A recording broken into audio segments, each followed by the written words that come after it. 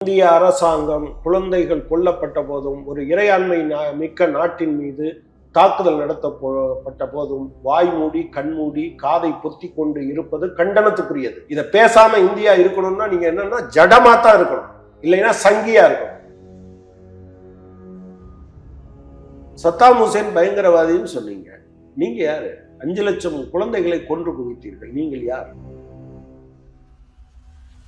வெறும் தேர்தலுக்காக எல்லா இறப்புகளையும் சாவுகளையும் கொலைகளையும் தேர்தலுக்கு பயன்படுத்துகிற ஒரு கும்பலின் ஒருவர் அவர். எங்களை என்ன கேட்கறதுக்கு அவருக்கு என்ன ரைட் இருக்குது? நாங்கள்லாம் இருந்தோம். அண்ணாமலை இங்க போனாருன்னு தெரியல. அண்ணாமலை ஒருவேளை அந்த தீவிரவாதிகள் கூட்டத்தில் இருந்தாரான்னு எனக்கு தெரியாது. நாங்கள்லாம் இங்க இருந்தோம். அவருக்கு எப்படி தெரியாம போச்சு? அண்ணாமலைகிட்ட தான் கேட்கணும், எங்கேயா நீ போன அன்னைக்கு அப்படின்னு கேட்கணும். உனக்கு மைக்கேல் பட்டிக்கு பேசுனது மாதிரி பகல்காமுக்கு தமிழ்நாடு முழுவதும் பேசுனியா? ஒரு பொய்யை தூக்கிக்கிட்டு சுமந்துக்கிட்டு ஊரு ஃபுல்லா அலைஞ்சிய அந்த மூளைக்குள்ள பகல்காம் சம்பந்தமா எத்தனை இடத்துல பேசுறேன்னு அண்ணாமலை கிட்ட கேட்கணும், எங்க கிட்ட கேட்கக்கூடாது.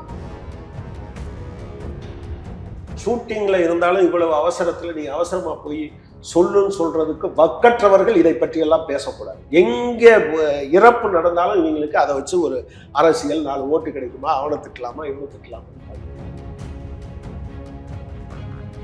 எனவே அண்ணாமலை எங்களுக்காக அழ வேண்டாம். அவங்க கட்சி இப்படி ஆனதுக்கிறதுக்காக வச்சு ஒப்பாரி வைக்கணும்.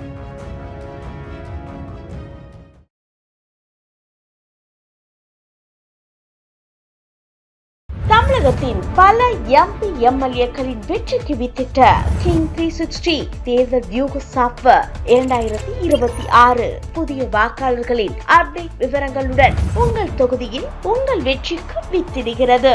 உங்கள் வாக்காளர்கள் தொகுதி, பூத், ஆண், பெண், வயது என பல வகைகளில் ஒரே நொடியில் உங்கள் விரல் நுனியில் bulk WhatsApp, bulk voice call, viral தேர்தல் பிரச்சாரங்கள், ட்ரெண்டிங் செய்திகள் என கிங் 360 தேர்தல் வியூக பணிகள் குறித்த விவரங்களுக்கு உடனடியாக இணைந்திடுங்கள். உலக தமிழர்களுக்கு வணக்கம். இன்றைய நிகழ்வில் நம்மோடு தோழர் கனகராஜ் இணைகிறார். தோழர் வணக்கம். அமெரிக்கா துணையோடு இஸ்ரேல் நடத்தக்கூடிய இந்த போரால் இந்தியாவுக்கு என்ன பாதிப்பு இருக்கு? இப்ப பலரும் மக்களும் கேட்கிற கேள்வி, இதால இந்தியாவுக்கு என்னங்க பாதிப்பு இருக்குன்ற ஒரு கேள்வியும், அமெரிக்காவை கண்டித்து இந்தியாவிலோ அல்லது தமிழ்நாட்டில் யாராவது போராட்டம் பண்ணால் அதையும் கேலியா பாக்குறாங்க. நடக்கிறது அமெரிக்காவுக்கும் ஈரானுக்குமான போர், நீங்க என்ன தமிழ்நாட்டில் இருந்துட்டு கண்டன குரல் எழுப்புறீங்க அப்படின்ற 2 குரல் இருக்கு. இது எப்படி தொடர் பாக்குறது? அதாவது உலகத்துல எவன் எக்கேடு கெட்டு போனாலும் சரி, நம்ம எதுவும் சொல்லக்கூடாது. இது ஒரு அதிருப்தியை வெளிப்படுத்துவது, கண்டனத்தை தெரிவிப்பது என்பது உலக நாடுகள் முழுவதும் அப்படி ஒரு விஷயம் வந்ததுன்னா உடனடியாக அவங்க அதுக்கு செவிசாய்க்கத்தானே வேணும். வெறுமனே இந்த விஷயத்துக்கு கண்டனம் தெரிவிப்பது என்பதோட நிற்காது. இப்போ சில இடங்கள்ல ஒரு குறிப்பிட்ட நாட்டினுடைய பொருட்களை முற்றிலுமாக புறக்கணிக்க வேண்டும் என்கிற கோரிக்கையை எழுப்பலாம். சரி, நீங்க ஒரு நாடு இன்னொரு நாட்டின் மீது ஆக்கிரமிப்பு பண்ணுது, இதை கண்டிக்கணுமா வேண்டாமா? நிச்சயமா. சரி, என்ன கண்டிக்கணும்? நான் இங்கிருந்து அமெரிக்காவுக்கு விசா எடுத்துட்டு போய் கண்டிக்கணுமா? ஸோ நீங்க யோசிச்சு பாருங்க, ஒரு 600 கோடி பேர், எக்ஸாக்டா எனக்கு தெரியல, 600 650 கோடி பேர் இருக்கக்கூடிய இந்த உலகத்துல ஒரு 300 கோடி பேர் அல்லது 200 கோடி பேர் உலகம் முழுவதும் இதற்கு எதிராக தங்கள் குரலை எழுப்புகிறார்கள் என்றால் இது ஒரு எந்த தாக்கத்தையும் ஏற்படுத்தாது என்று நினைக்கிறோமா? சரி, நான் இதை இப்படி வாரேன். வியட்நாம் மீது போர் நடந்தது. வெறும் இராணுவத்தின் அடிப்படையில் மட்டும்தான் அமெரிக்கா அந்த நாட்டுல இருந்து வெளியே போச்சா? இல்ல, நம்ம ஆட்கள் என்ன யோசிக்கிறாங்க, அது இன்ஃபேக்ட் என்னன்னா, ஒரு கருத்து, ஒரு செயலுக்கு எதிராக ஒரு வலுவான கருத்து என்று வருகிற போது, இப்ப நேத்து நரேந்திர மோடி ஏன் இங்கிலீஷ்ல பேசுறாரு? ஆமா, ஏன்? எதனால? அவருக்கு திடீர்னு ஞானோதயம் வந்துருச்சா? ஒரு நெருக்கடி வருது.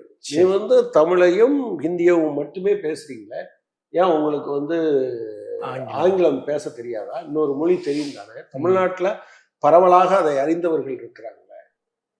இது என்ன நரேந்திர மோடி வீட்டுல போய் அறிவுரை சொல்லணும்னு நினைக்கிறாங்களா?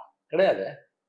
அப்ப என்னன்னா, உலகம் முழுவதும் எழுகிற இந்த கருத்துக்கள் பல நேரங்களில் பல நாடுகளையும், இப்போ ரொம்ப அமைதியா இருக்கக்கூடிய நாடுகள்ல இன்னைக்கு ஏதோ ஜெர்மனி, பிரான்ஸ் இவங்கெல்லாம் ஒன்னா சேர்ந்து நாங்க இஸ்ரேலுக்கு ஆதரவா போவோம்னு சொல்லியிருக்காங்க.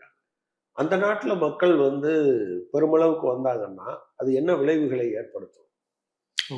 நாளைக்கு இது இப்படியே போய்கிட்டே இருந்தது, அமெரிக்கா எதை பத்தியும் கேட்காது அப்படின்னா இந்திய மக்கள் இப்ப அவன் சொல்றான்ல, அவன் பொருளை விற்கிறதுக்கு தானே இவ்வளவு பண்ணான், நம்ம மீது வரி விதிப்பு கொண்டு வந்தான், நீ வரி இல்லாம இறக்குமதி பண்ணணும்னு சொல்றான்.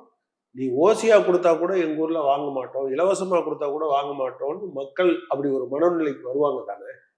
அது வராமல் போயிரும்னு நினைக்கிறீங்களா? இந்த இந்த பொருட்களில் நீ விளக்குகிற நீ நீ பயன்படுத்துகிற பற்பசையில் இது ஒரு சின்ன குழந்தைகளின் ரத்தங்கள் இதில் இருக்கிறது. இந்த ஒரு வார்த்தை இது ஒரு சாதாரண குழந்தைகளை கவி பிடித்தால், ஒரு அமெரிக்க கம்பெனி ஒரு பற்பசை விற்குதுன்னா இது வேண்டான்னு சொல்ல மாட்டாங்களா? ஒரு பிஸ்கட் வித்தா வேண்டான்னு சொல்ல மாட்டாங்களா? ஒரு ஆடை வித்தா வேண்டான்னு சொல்ல மாட்டாங்களா? எனவே இப்படி சொல்கிறவர் வேற என்ன நினைக்கிறாங்க? மல்யுத்த நடத்தணும்னு நினைக்கிறாங்க. நீங்க இங்க போர்டு பிடிச்சிட்டு நிக்கிறீங்க அமெரிக்காவை கண்டிக்கணும்னு, அது ட்ரம்புக்கு தெரியுமா? என்ன கட்டாயம் தெரியும், ட்ரம்புக்கு தெரியும். இந்த மாதிரி பல பேர் என்ன நினைக்கிறாங்கன்னா, ட்ரம்புக்கு என்ன தெரியாதுன்னா கனகராஜ் பிடிச்சு நின்னானா இல்லையாங்கிறது தெரியாது. ஆனா இந்தியாவின் ஏதோ ஒரு மூலையில் நம்முடைய அந்த நடவடிக்கையை அவர்கள் ஏற்கவில்லை என்பது புரியும் தானே. அதுக்கு அவங்க வெறுமனே இங்க எம்பசி எல்லாம் எதுக்காக வச்சிருக்காங்க? எதுக்காக இங்க இருக்கிறவங்களை எல்லாம் கூப்பிட்டு எங்க லைப்ரரிக்கு வாங்க படிங்கன்றாங்க? எதுக்காக கருத்தரங்கத்தை நடத்துறாங்க? தான் செய்வது சரி என்பதற்காக ஒவ்வொரு நாளும் சரி அமெரிக்கால மட்டும் பேசிட்டு போக வேண்டியதானே? ஏன் ட்ரம்ப் உலகம் முழுவதும் இருக்கக்கூடிய மக்களுக்கு நீங்க கருத்து சொல்றது மாதிரி அதை ஒளிபரப்பணும்? தேவையில்லையே. எதுக்காக பண்றாரு அவர்? சோ அது எல்லா ஆயுதங்களை விடவும் வலுவான ஆயுதம் கருத்து ஆயுதம். இந்தியாவில் இருக்கக்கூடிய அல்லது உலகத்துல இருக்கக்கூடிய இத்தனை கோடி மக்களும் ட்ரம்பே நீ வெளியேறுன்னு சொன்னா அமெரிக்க மக்கள் உணர்ச்சியற்ற அப்படி இருப்பாங்களா என்ன? ஒண்ணு. ரெண்டாவது, இந்தியாவுக்கு என்ன பாதிப்புன்னு கேட்டீங்க. சரி, இப்ப எனக்கு தெரிஞ்சு ஒரு 3-4 பேர் அமெரிக்காவுக்கு போறவங்களும் போக முடியல, இங்கிலாந்து மாதிரியான நாடுகளுக்கு போறோன்னு டிக்கெட் எடுத்திருந்தவங்களும் போக முடியல. ஒரு குடும்பத்துல எனக்கு தெரிஞ்ச ஒரு குடும்பத்துல குழந்தை பிறகு இவங்க போனா தான் அந்த தாயாகி இருக்கக்கூடிய அந்த பெண் வேலைக்கு போக முடியும். இப்ப போக முடியல, அந்த வேலை கிடைக்காது. இது பாதிப்பு இல்லையா? அதாவது தொடர் விதிவிலக்க போய் நீங்க எப்படி பெரும்பாலான சரி, இந்த நாடுகள்ல ஈரான்ல எவ்வளவு இந்தியர்கள் இருப்பாங்க? ஈராக்ல எவ்வளவு பேர் இருப்பாங்க? எனக்கு தெரிஞ்சு கத்தார்ல ஸ்பிக்ல இருந்து வேலைக்கு போயிருக்கக்கூடிய என்னுடைய நண்பர்கள்னு பாத்தீங்கன்னா அநேகமா ஒரு 100 கிட்ட இருப்பாங்க. 5 லட்சம் 10 லட்சம் சம்பளம் வாங்குறவர்களும் இருக்கிறார்கள், 2 லட்சம் 3 லட்சம் வாங்குறவங்களும் இருக்காங்க. இப்போ அவங்களுக்கெல்லாம் நேரத்தையில இருந்து கத்தார்ல சீனியர் என்ஜினியர்ஸை தவிர மற்றவங்க வேலைக்கு வர வேண்டாம்னு சொல்லிட்டாங்க. அவங்க வீடுகளை காலி பண்ணி போயிட்டு இருக்காங்க. படிக்க போயிருக்க பசங்க என்ன பண்ணுவாங்க? இல்ல மற்ற வேலைகளுக்கு போயிருக்க, கடைகளுக்கு வேலை போயிருக்கவங்க, ஹோட்டலுக்கு வேலைக்கு போயிருக்கவங்க, இவங்கெல்லாம் என்ன பண்ணுவாங்க? ஒண்ணுமே பாதிப்பு ஏற்படுத்தாதா? நீங்க அப்படியே இரும்பு கோட்டை கட்டி உட்கார்ந்துட்டு இருக்கீங்களா? இது எதுவுமே பெரும்பான்மையா இல்லைன்றாங்க. பெரிய ஒரு தகத்தகப்பை ஏற்படுத்தல இந்தியாவில். அதுதான் அதைத்தான் ஏற்படுத்தாமல் இருப்பதற்கு ஒரு காரணம், கொமேனியை கொன்னது நியாயம், அடிச்சது நியாயம்னு கொஞ்சம் பேர் பேசிட்டே இருப்பாங்க. அவங்கள பத்தி நான் பேசல. நீங்க யாதும் ஊரே யாவரும் கேளீர், வாடிய பயிரை கண்ட போதெல்லாம் வாடினேன் என்று சொல்வதெல்லாம் அந்த ஒரு 150 குழந்தைகள் கொல்லப்பட்ட இடத்திலிருந்து ஒரு பேக், ஒரு குழந்தைகளுடைய புத்தக பை, ரத்தம் தோய்ந்த அந்த புத்தக பையை பார்த்த பிறகு என்ன பெரும்பான்மை ஐயா, ஒரே ஒரு குழந்தை செத்து போயிருக்கு, இந்த ரத்தத்துக்கு ஏன் வர்றாயின்னு கேட்டா அவனுக்கு நான் பதில் சொல்லவே விரும்பல. ஆனா என்னுடைய குழந்தையும் இன்னொரு குழந்தையும் ஒண்ணு தானே. அதுக்கு ஒரு அப்பா அம்மா இருக்காங்கல்ல, அதுக்கு ஒரு தாத்தா பாட்டி இருக்காங்கல்ல, அதுக்கு கொஞ்சம் ஃப்ரெண்ட்ஸ் இருப்பாங்கல்ல, அவங்கெல்லாம் அழுதுருப்பாங்க தானே, அவங்கெல்லாம் வருத்தப்பட்டிருப்பாங்க தானே. குழந்தையே இல்லாத ஒருத்தருக்கு நீண்ட நாள் கழிச்சு பிறந்த குழந்தையா கூட அது இருக்கலாம், யாரு கண்டா? அல்லது அப்பா அம்மாக்கள் எடுத்து வளர்க்கறதுக்கு வாய்ப்பே இல்லாத ஒரு குழந்தையை இன்னொருத்தர் எடுத்து வளர்த்த குழந்தையா கூட இருக்கலாம், யாரு கண்டா? இந்த எந்த சென்சிட்டிவிட்டியும் இல்லாம நீங்க ஒரு பிலடெல்பியா தீர்மானம் ஒண்ணு உண்டு 1986. உலகத்தில் எந்த இடத்திலும் இருக்கிற வறுமை உலகம் முழுவதும் இருக்கக்கூடிய வளமைக்கு அச்சுறுத்தல்னு சொல்லுவாங்க. ஒரு இடத்துல இருந்தா நீ அதே மாதிரி இது பாருங்க, எந்த இடத்திலும் ஒரு குழந்தை அழுவது உலகம் முழுவதும் இருக்கக்கூடிய குழந்தைகளுக்கு ஒரு அச்சுறுத்தல் இருக்குன்னு நம்ம பிரிட்டிஷ்காரனோட துப்பாக்கி எடுத்து 2 பேரும் சுட்டுக்கிட்டு தான் அவனை விரட்டி அடிச்சோமா? வேற எப்படி பண்ணாங்க? இல்லை, எனக்கு புரியவே மாட்டேங்குது. இந்த மாதிரியான கேள்விகளை கேட்கும்போது இவர்கள் ஒரு விசித்திரமான உலகத்தில் இருந்து கொண்டு இருக்கிறார்கள். அதுக்குத்தான் நான் சின்ன உதாரணமா என்ன சொன்னேன்னா, நரேந்திர மோடிக்கு ஏன் ஆங்கிலத்தில் பேச வேண்டிய அவசியம் வருது. ஸோ ஓட்டு வாங்கணும்னா கொஞ்சம் இங்கிலீஷ்ல பேசி பார்ப்பான்னு அவர் பேசுறாரு. இப்படி பேசினாலும் அவருக்கு கிடைக்காதுங்கிறது வேற விஷயம். பட் ஆனா இப்படி ஒரு நிர்பந்தத்தை உங்களால கொடுக்க முடியுதுல்ல. திரு அண்ணாமலை அவர்கள் நேற்று பேசுகிற பொழுது இந்திய கூட்டணியில் இருக்கக்கூடிய, குறிப்பா இங்க திமுக கூட்டணியில் இருக்கக்கூடிய கட்சிகள் காமேனியுடைய இறப்புக்கு கண்டனம் தெரிவிக்கிறார்கள். இங்க இருக்கக்கூடிய அமெரிக்க எம்பசியை முற்றுகையிடுறாங்க. இவங்க எல்லாம் பகல்காம் தாக்குதல் நடக்கும் பொழுது இந்தியாவோடு நின்றார்களா? இவங்களோட நிலைப்பாட இதன் மூலியமாக இந்திய மக்கள், தமிழ்நாட்டு மக்கள், முக்கியமா திமுக கூட்டணியோட நிலைப்பாடை இப்ப நீங்க புரிஞ்சுக்கணும். இவங்க யார் அப்படின்றத அண்ணாமலை அவர்கள் பேசுகிறார். என்ன முன்மொழிகிறார்னு பார்க்கணும். இப்போ எங்கேயோ நடந்த ஒரு தாக்குதலுக்கு இவர் வருத்தம் தெரிவிச்சிருந்தார்ல நரேந்திர மோடி. இன்னைக்கு இஸ்ரேல்ல ஒரு தாக்குதல் நடந்திருக்கு, வருத்தம் தெரியும். அப்புறம் வேற ஏதோ குவைத்திலேயோ வேற எங்கேயோ யுஏஇலேயோ நடந்ததை சொல்லி ஒரு விரும்பலன்றாங்க, விரும்பத்தகாதவை அப்படின்றாங்க. சரி, உங்க நாட்டில் நடந்ததுல பகல்காம்ல என்னை கேட்கறதுக்கு முன்னால அவங்க தலைவர்கிட்ட போய் கேட்க சொல்லுங்க. வெளிநாட்டுல இருந்து இதெல்லாம் ரத்து பண்ணிட்டு வந்தார்ல, பகல்காமுக்கு போனாரா? அவரு டெல்லிக்காவது போனாரா? பீகார்ல நின்றுகிட்டு நான் இதுக்கு வெறும் தேர்தலுக்காக எல்லா இறப்புகளையும் சாவுகளையும் கொலைகளையும் தேர்தலுக்கு பயன்படுத்துகிற ஒரு கும்பலின் ஒருவர் அவர். எங்களை என்ன கேட்கறதுக்கு அவருக்கு என்ன ரைட் இருக்குன்னு கேட்கிறார். நாங்க என்ன செய்யலன்னு அவர் நினைக்கிறார். காமேனி இறப்புக்கு நீங்க ஏன் கண்டனம் தெரிவிக்கணும்ன்றார். காமேனியுடைய இறப்புக்கு நீங்க ஏன் கண்டனம் தெரிவிக்கணும்? துபாயில தாக்குதல் நடந்தா நரேந்திர மோடி எதுக்காக ஏதோ சொல்லியிருக்காரு. என்ன சொல்லியிருக்காரு? அதுவும் கண்டனம் தான் தொடர். அது நடக்கக்கூடாத சம்பவம். நம்மளோட முதலீடெல்லாம் அங்க இருக்கும். எதுக்கு? நம்மளோட முதலீடெல்லாம். உங்களுக்கு முதலீடு இருந்தா தான் நீங்க அதை பேசுவீங்க. அப்படியா? உனக்கு பணம் தான் முக்கியம், அதானே அர்த்தம்? இல்ல, நான் என்ன கேட்கிறேன்னா, கமேனி உண்மையில் கம்யூனிஸ்டுகளை, அங்கிருந்த இடதுசாரிகளை கடுமையாக ஒடுக்கினார். நரேந்திர மோடி சிறுபான்மையினரிடம் எப்படி நடந்து கொண்டாரோ அப்படிதான் நடந்து கொண்டார், ரொம்ப கடுமையா. சரி, நாளைக்கு நரேந்திர மோடியை யாராவது இப்படி பிடிச்சிட்டு போய் உங்க ஊர்ல நடந்துக்கிட்டார, அதனால ஏன் கண்டனம் தெரிவிக்கிறீங்கன்னு இவரை பிடிச்சிட்டு போயிட்டாங்கன்னு வச்சுக்கோங்க. நான் என்ன சொல்றேன்னா, ஒரு தத்துவத்தால போராட்டத்தால ஒரு நாடு தன்னை மீட்டெடுப்பது என்பது வேற. இன்னொரு நாட்டில் இருக்கக்கூடிய ஒருத்தர் சரி இந்த மாதிரி கொமேனிக்காக நான் வருத்தப்பட வேண்டாம் கூடாதுன்றார் அண்ணாமலை. கூடாதுன்றார். இது கூடாது. பகல்காம் அப்ப எங்க போனீங்க? இதுதான் திமுக கூட்டணி. நாங்கள்லாம் இருந்தோம். அண்ணாமலை எங்க போனாருன்னு தெரியல. அண்ணாமலை ஒருவேளை அந்த தீவிரவாதிகள் கூட்டத்தில் இருந்தாரான்னு எனக்கு தெரியாது.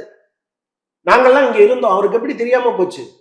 அண்ணாமலைகிட்ட தான் கேட்கணும், எங்கேயா நீ போன அன்னைக்கு அப்படின்னு கேட்கணும். உனக்கு மைக்கேல் பட்டிக்கு பேசுனது மாதிரி பகல்காமுக்கு தமிழ்நாடு முழுவதும் பேசுனியா? ஒரு பொய்யை தூக்கிக்கிட்டு சுமந்துக்கிட்டு ஊரு ஃபுல்லா அலைஞ்சிய அந்த மூளைக்குள்ள பகல்காம் சம்பந்தமா எத்தனை இடத்துல பேசுனேன்னு அண்ணாமலை கிட்ட கேட்கணும், எங்ககிட்ட கேட்கக்கூடாது.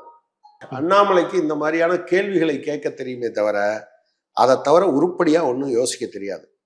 நான் கொமேனி இறந்தாலும் சரி, அல்லது இன்னொருவர் இறந்தாலும் சரி, இந்தியாவில் எனக்கு மிகவும் பிடிக்காத கொள்கைகளை வைத்திருக்க எந்த கட்சியினுடைய ஒரு நபரும் இயற்கைக்கு மாறாக அவருக்கு மரணம் நிகழ்ந்தால் நான் கட்டாயம் வருத்தப்படுவேன். அது என்னோட குணம், அது கம்யூனிஸ்டோட குணம், அது மனுஷ குணம். ஒரு சங்கியோட குணம் எவன் சத்தாலும் எனக்கு கவலை இல்லை. காந்திய போட்டு தள்ளலாம், கௌரி லங்கேஷை போட்டு தள்ளலாம், பன்சாரை போட்டு தள்ளலாம், குஜராத்ல கொன்றொழிக்கலாம். எனக்கு ஓட்டு கிடைக்கும்னா புல்வாமால நடந்தாலும் சரி, பகல்காம்ல நடந்தாலும் சரி, ஒப்புக்கு கண்ணீர் வெடிச்சிட்டு அது ஓட்டு கேட்கலாம்னு நினைக்கிற வக்கர புத்தி என்னிடம் இல்லை. நான் ட்ரம்புக்கு இப்படி நேர்ந்தாலும் நான் வருத்தப்படுவேன். ட்ரம்ப்பை அந்த நாட்டு மக்கள் பதவியிலிருந்து தூக்கணும்னு நினைக்கிறது என்னுடைய விருப்பம். ஏன் இப்படி ஒரு ஆளை இப்படி பண்றாங்க, அந்த நாட்டு மக்களை எப்படி ஏத்துக்கிட்டு இருக்காங்க அப்படின்னு நான் நினைப்பேன். ஆனா ட்ரம்ப்புக்கு ஒரு ஊறு விளைவிப்பது, உடம்புக்கு ஊறு விளைவிப்பதை நான் ஏற்க மாட்டேன். ஆனா இவங்களுடைய அந்த இதுவே அதுதான். முஸ்லீம் பேர் வச்சுட்டால இங்க அப்படி சொன்னாங்கல்ல, ஒரு ஒரு ஒருத்தர் பேர் முஸ்லீம், இந்து கோயிலுக்கு என்ன நீங்க வந்து ஒரு இஸ்லாமியரை அப்படின்னு கடைசியில நெருங்கி போய் கேட்டா ரொம்ப கஷ்டமான பிரசவம். ஒரு முஸ்லீம் டாக்டர் பிரசவம் பார்த்தாரு, அவரால் தான் அப்பா அம்மாவும் பிள்ளையும் பிழைச்சாங்கன்னு நினைச்சு அவர் பேரை வச்சிருக்கோம், உங்களுக்கு என்ன பிரச்சனை சாமின்னு கேட்டாங்க. நீங்க இப்படி இதெல்லாம் தெரியாம பேசுறது இல்லை. நீங்க இவங்க வானதி சீனிவாசன் எவ்வளவு பெரிய அறிவாளி, திருக்காட்டுப்பள்ளி என்ற ஊரை மைக்கேல்பட்டியிலும் மாற்றி வைத்து விட்டார்கள் அப்படின்னு சொன்னாங்களா இல்லையா? இப்ப சிபிஐ சொல்லுச்சு, ஏதாவது வெக்கம் இருந்ததா, குறைஞ்சபட்ச ஒரு ஒரு ஒரு ஒரு வெக்கம் இருந்தா என்ன சொல்லியிருக்கணும், மைக்கேல்பட்டியில நாங்க தப்பா சொல்லிட்டோம்னு சொல்லணும். நேற்று நான் அந்த ஊருக்கு போயிருந்தேன், அந்த ஸ்கூலுக்கு போயிருந்தேன். அந்த ஸ்கூல்ல இருந்து ஒரு அந்த ஸ்கூல்ல ஃபர்ஸ்ட் ஸ்டாண்டர்ட்ல இருந்து படிச்ச ஒரு பொண்ணு இப்போ அவங்க ஐஏஎஸ் ஆஃபீஸர் ஆயிருக்காங்க. ஐஏஎஸ் ஆஃபீஸர் ஆயிருக்காங்க. ஃப்ரம் த டே ஒன் அந்த ஸ்கூல்ல படிச்சவங்க 2014-15 +1 +2 படிச்சவங்க ஐஏஎஸ் ஆஃபீஸரா மாறி இருக்காங்க. ஆனா எவ்வளவு பெரிய டீஃபேம். எனவே அண்ணாமலைக்கு ஊடகங்கள் கேட்குது, நீங்க போய் எடுத்து பார்க்கணும். பகல்காம் தாக்குதலுக்கு கண்டனம் தெரிவிச்சிருக்காங்களா, ஏதாவது இயக்கம் நடத்தியிருக்காங்களா அப்படின்னு பார்க்கணும். என்கிட்ட அதை பத்தி பேசாதீங்க. நீங்க எங்க பேசணும் தெரியுமா? அவர் பேர் என்ன, நரவானே சொன்னார்ல, தலைவன்கிட்ட போய் கேட்கணும். சைனால இருந்து படம் வருதுன்னு நான் வந்து ராஜ்நாத் சிங் கிட்ட கேட்டேன், ராஜ்நாத் சிங் 1 hour கழிச்சு கூப்பிடுங்கன்னு சொன்னாரு. அடுத்து கேட்டேன் 1 hour கழிச்சு கூப்பிடுங்கன்னாரு. அடுத்து கேட்டேன் 1 hour கழிச்சு நீங்க என்ன விரும்புறீங்களோ நீங்க நடவடிக்கை எடுக்கணும். எதுக்கு பாதுகாப்புத்துறை அமைச்சரா இருக்கணும், எதுக்கு பிரதமரா இருக்கணும், பிரதமரை தொடர்பு கொள்ள முடியாம ஏன் இருக்கணும்? புல்வாமா அட்டாக் நடந்த உடனே நரேந்திர மோடியை தொடர்பு கொள்ள முயன்றோம், அவர் ஷூட்டிங்ல இருந்தாருன்னு சொன்னாங்க. ஷூட்டிங்ல இருந்தாலும் இவ்வளவு அவசரத்துல நீ அவசரமா போய் சொல்லுன்னு சொல்றதுக்கு வக்கற்றவர்கள் இதை பற்றி எல்லாம் பேசக்கூடாது. எங்க இறப்பு நடந்தாலும் இவங்களுக்கு அதை வச்சு ஒரு அரசியல் 4 ஓட்டு கிடைக்குமா, அவனை திட்டலாமா இவனை திட்டலாமான்னு ஒரு குறைஞ்சபட்ச நாணயம் வேண்டாம். நாங்க இதை மட்டும் பண்ண மாட்டோம். நாங்க இப்ப நாங்க ஆர்ப்பாட்டம் நடத்தத்தான் போறோம், மக்களுடைய கருத்தை திரட்டத்தான் போறோம். இன்னொரு நாட்டுல நடந்துட்டா நீங்க ஏன் கேக்குறீங்க, என்ன கேள்வி? கூடுதலா உள்துறை அமைச்சகத்திலிருந்து இன்றைக்கு வந்திருக்கக்கூடிய முக்கியமான தகவல், இந்தியா முழுவதும் இதை காரணம் காட்டி கலவரங்கள் எழலாம், கிட்டத்தட்ட இந்திய அரசுக்கு எதிராகவே சில பேர் பேசலாம், எழுதலாம், அவங்கள கவனிக்கணும், கைது செய்யணும், கவனமா இருக்கு. இந்திய அரசாங்கம் குழந்தைகள் கொல்லப்பட்ட போதும், ஒரு இறையாண்மை மிக்க நாட்டின் மீது தாக்குதல் நடத்தப்பட்ட போதும் வாய் மூடி கண்மூடி காதை பொத்தி கொண்டு இருப்பது கண்டனத்துக்குரியது. இதை பேசாம இந்தியா இருக்கணும்னா நீங்க என்னன்னா ஜடமா தான் இருக்கணும், இல்லைன்னா சங்கியா இருக்கணும். எப்படி ஒரு ஒரு ஒரு 150 குழந்தை இறந்து விழுகிற போது உங்களுக்கு மனசு துடிக்காதா? ஒரு இறையாண்மை மிக்க நாட்டின் மீது தாக்குதல் நடத்துற போது உங்களுக்கு கோபம் வராதா? ஒரு நாட்டை குறி வச்சு எந்த விதமான முன்னறிவிப்பும் இல்லாமல் அந்த நாட்டினுடைய உச்சபட்ச தலைவரையும் அதிகாரிகளையும் கொன்னுட்டேன்னு அவன் கொக்கரிக்கிற போது உங்களுக்கு வருத்தம் வராதா? இல்ல அவங்க பிரிவினைவாதம், கலவரம் பிரிவினைவாதம் செய்யக்கூடியவர்கள் இந்தியாவில் இருக்கிறார்கள், நடக்க போகுது. பகத்சிங் பண்ணது அவனுக்கு தூக்கு தண்டனை கொடுத்தான் இல்லையா? தூக்கு தண்டனை கொடுத்தாங்கல்ல, அவன் தீவிரவாதியா கலகக்காரனா? உங்களுடைய அதாவது எப்போதுமே ஆளும் வர்க்கம் அல்லது அதிகார பீடத்தில் இருப்பவர்களுக்கு அவர்களை கண்டித்தாலே அது கலகம் என்று நினைப்பார்கள். ஆனா அதனாலதான் நம்ம ஊர்ல சொல்லியிருக்கான், கலகம் பிறந்தா நியாயம் பிறந்தான்னு சொல்றான் பாத்தீங்களா? இது அவங்களுக்கும் சேர்த்த பதில். எங்கேயோ இருக்கிறதுக்கு இங்க அப்படி ஆயிரும்னு ஏன் பயப்படுறீங்க? நல்லவங்க இங்க இருக்காங்கிறதுனால பயப்படலாம், அவ்வளவுதான். இல்ல அது எதிர்கொள்ள முடியுமான்ற இப்ப இந்த வார்த்தையெல்லாம் போட்டுட்டாங்க. இன்னைக்கு செய்தியில வந்துட்டு இருக்கு, கலவரம் செய்யக்கூடிய நபர்கள், பிரிவினைவாதம் செய்யக்கூடிய நபர்களை உடனே இவங்கிட்ட என்னங்க நீங்க என்ன பேசுறீங்கன்னா ஒரு நார்மலான அரசாங்கம் இருப்பது மாதிரி நினைக்கிறீங்க. இவங்க நடத்துவது அரசே கிடையாது. அதுதான் எப்படி எதிர்கொள்ள போறீங்கன்ற. இப்ப நீங்க அடுத்து என்ன நடந்தாலும் எதுவும் நடக்கலாம். இப்படி ஆட்களை எதிர்கொள்ள முடியாமல் இருந்திருந்தால் இன்னும் ஹிட்லர் தான் ஆண்டு கொண்டு இருப்பான், இன்னும் முசோலினி தான் ஆண்டு கொண்டு இருப்பான், நரேந்திர மோடி தான் ஆண்டாண்டு காலத்துக்கும் ஆண்டு கொண்டு இருப்பார். இப்படி நிறைய பேரை பார்த்துட்டு தான் இந்தியா வந்திருக்கு. எமர்ஜென்சி விலக்கிக் கொள்ளப்பட்டு இருக்காது. பேசுவதற்கும் எழுதுவதற்கும் பத்திரிகையை விநியோகிப்பதற்கும் அச்சடிப்பதற்கும் எல்லாவற்றுக்கும் தடை இருந்ததை இந்தியா முறியடித்தது. மக்கள் முறியடிப்பார்கள், தனிப்பட்ட கட்சி அல்ல. உலகத்தில் இன்னைக்கு இங்கிலாந்து எங்க இருக்கு? ஒரு காலத்தில் உலகத்தில் எங்கள் நாட்டில் சூரியன் மறைவதே கிடையாது. இன்னைக்கு எங்க இருக்கீங்க? நீங்க எத்தனை காலனி நாடு உங்ககிட்ட இருக்கு? அவ்வளவு காலனிகளை வைத்திருந்தவங்க தானே நீங்க. அன்னைக்கெல்லாம் அணு ஆயுதம்லாம் இல்ல, அதை கொஞ்சம் மனசுல நம்ம வைக்கணும் இல்லையா? அன்னைக்கு அப்படி அணு ஆயுதமும் பெரிய பெரிய ஆயுதமும் ஜெட்டும் கிடையாது, எல்லாத்தையும் இருக்கு. இப்போ சொல்லுவாங்கல்ல, யாரு வெட்டினாலும் ரத்தம் வரும்னு, யாரு வேணாலும் எதை வேணாலும் பண்ணலாம். நான் என்ன சொல்றேன்னா, நான் போர் ஏகாதிபத்தியம் முதலாளித்துவம் என்றாலே போர் தான், வெறும் லாப வெறி தான். லாப வெறிக்காக குழந்தைகளையும் பெண்களையும் வயதானவர்களையும் கொன்று குவிப்பதை அதை பற்றி அது கவலைப்படவே விடாது. எப்படிங்க ஒரு நாட்டுக்குள்ள போய் அடிக்க முடியும்? நாளைக்கு ட்ரம்பை பிடிக்கல உலகத்துல ஒரு 10 நாட்டுக்கு, அந்த நாட்டுல ஜனநாயகம், ட்ரம்புக்கு எதிராக ஆர்ப்பாட்டம் நடக்குது, அந்த நாட்டுல ஜனநாயகத்தை நிலைநிறுத்த வேண்டும் என்று ஒரு 10 நாடு சேர்ந்து அடிச்சா அதை நீங்க ஏத்துப்பீங்க? நான் என்ன கேட்கிறேன், குஜராத்தில் அவ்வளவு கலவரம் நடந்தது, அந்த ஊர் போலீஸ் வேடிக்கை பார்த்தது, சுற்றி உள்ள மாநிலங்கள்லாம் சேர்ந்து போலீஸ்காரங்களாம் உள்ள போய் அந்த ஊர்ல சட்ட ஒழுங்கை நிலைநாட்ட போகிறோம்னு போனா நீங்க ஏத்துக்கிட்டு இருப்பீங்களா? இல்லை, எனக்கு புரிய மாட்டேன். எனவேதான் சொல்கிறோம், கொமேனியினுடைய அந்த நடைமுறையை நான் ஏற்கவில்லை. நீ யார் அதை சொல்றது? அதை அந்த நாட்டு மக்கள் முடிவு பண்ணுவார்கள். தங்களுக்கான தேவை எது என்பதை அந்த நாட்டு மக்கள் முடிவெடுப்பார்கள். நீங்க ஈராக்குக்கு போனீங்க, ஜனநாயகத்தை நிலைநிறுத்திட்டு வந்துட்டீங்களோ? இன்னைக்கும் சியா, சன்னி, குர்திஷ்னு 3 பகுதிகளாக பிரிந்து கிடக்கிறது. சத்தாம் ஹுசேன் பயங்கரவாதின்னு சொன்னீங்க, நீங்க யாரு? 5 லட்சம் குழந்தைகளை கொன்று குவித்தீர்கள், நீங்கள் யார்? லிபியாவில் கடாஃபி தான் ரொம்ப மோசமானவன், சரி, அடிச்சு கொண்டு இழுத்துக்கிட்டு போனீங்க, அரசாட்சி கொண்டு வந்துட்டீங்களா? உங்களால முடிஞ்சதா? தாலிபான்களுக்கு ஆதரவாக நீங்க நஜிபுல்லாவை ஆப்கானிஸ்தான்ல அடிச்சு கொன்னு தூக்குல நடு ரோட்ல தொங்க விட்டீங்க. பிறகு தாலிபானை ஒழிக்க போறேன், அவன் தான் உலகத்துக்கே கேடுனீங்க. பிறகு தாலிபான்களில் குட் தாலிபான், பேட் தாலிபான் என்று ஒரு ஒரு இலக்கணம் சொன்னீங்க. இப்ப அவங்களோட உடன்பாடு வச்சுட்டு இருக்கீங்க, உறவாடிட்டு இருக்கீங்க. அசிங்கமா இல்லை? நீங்க எங்களுக்கு ஜனநாயகத்தை பற்றி போதிப்பதற்கான எந்த யோக்கியதாம்சமும் உங்களுக்கு கிடையாது. அதுக்கு தலைவர்கள் கட்சிங்கிறதெல்லாம் கிடையாது. எவனுமே இல்லைனாலும் மக்கள் ஜனநாயகத்தை நிலைநாட்டுவதற்கு முன்வருவாங்க. அதனாலதான் சதாம் ஹுசேனை பத்தி நீங்க உங்களுக்கு விமர்சனம் இருக்கலாம். தத்துவத்தை கொள்ளுகிற ஆயுதத்தை எவனும் கண்டுபிடிக்கவில்லை, மக்கள் அதை பார்ப்பார்கள், அதை தீர்மானிப்பார்கள் சொல்லிட்டு போயிட்டே இருக்கும். இவங்க பொய்மையா சொல்லுவாங்க. நான் அண்ணாமலைக்கு சொல்றேன், சோவியத் யூனியனும் சோவியத் முகாமும் இருந்தபோது உலகத்தில் எந்த நாட்டின் மீதும் இப்படி ஒரு கால் வைப்பதற்கு ஏகாதிபத்தியத்துக்கு என்ன வந்தது கிடையாது, தெம்பு வந்தது கிடையாது.